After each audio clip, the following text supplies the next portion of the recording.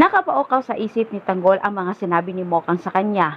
Nakarating kay Mokang ang nangyari kay Roda at si Tanggol ang tinuturong sospek. Pero hindi naniwala itong si Mokang na si Tanggol ang may gawa.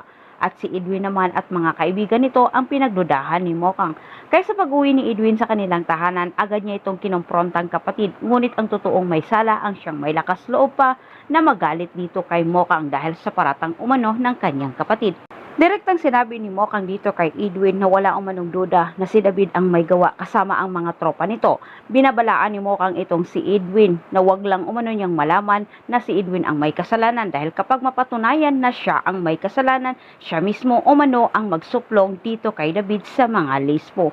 Pagkabukas ng umaga, agad nakipagkita itong si Mokang kay Tanggol para kausapin ito patungkol sa nangyari kay Roda. Sa pag-uusap ng dalawa, itinanggi ni Tanggol ang paratang ni Roda at naniwala naman itong si Mokang kay Tanggol. Sinabi naman ni Mokang kay Tanggol na nagtanim umano siya ng pagdududa dito kay Edwin at sa grupong taga-Tondo na sila ang may sala rin sa nangyari kay Roda. Inamin naman ni Tanggol kay Mokang dahil sa warrant na ito ay nahirapan umano siya makakilos at hindi umano siya makahanap ng maayos na trabaho.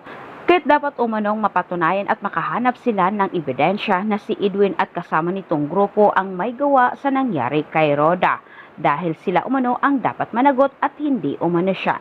Samantala, napanood naman ni Ramon ang balitang lumalabas patungkol ito sa paghahanap ng mga lispo dito kay Tanggol. Agad tinawagan naman ni Ramon itong si General para alamin kung ano ang pwede niyang magagawa para matulungan niya ang kanyang anak na iurong ang demanda.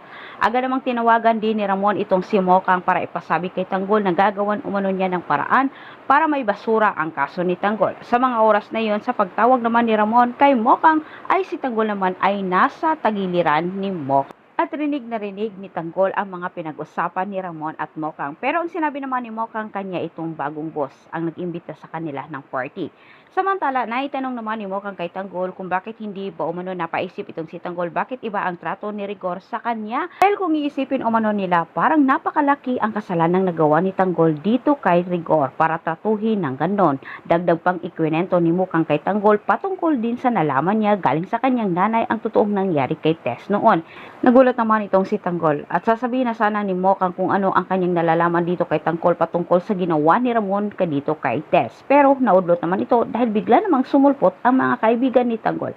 At dito po nagtatapos ang ating advance episode update. Huwag mong kalimutang mag-subscribe para sa maraming salamat.